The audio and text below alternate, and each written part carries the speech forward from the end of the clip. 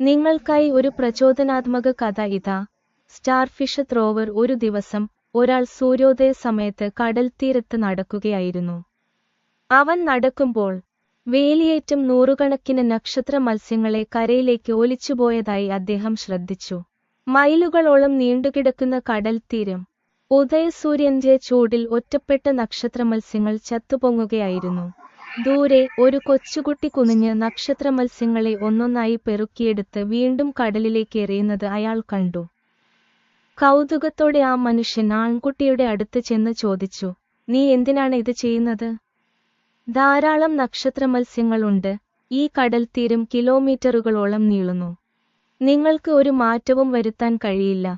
കുട്ടി ആ മനുഷ്യനെ നോക്കി ഒരു നക്ഷത്രമത്സ്യം ഉയർത്തിപ്പിടിച്ച്, "ഇത് വെള്ളത്തിലേക്ക് എറിയുമ്പോൾ ഇത് ഒരു വ്യത്യാസം ഉണ്ടാക്കുന്നു" എന്ന് പറഞ്ഞു. ആൺകുട്ടിയുടെ ദൃഢനിശ്ചയം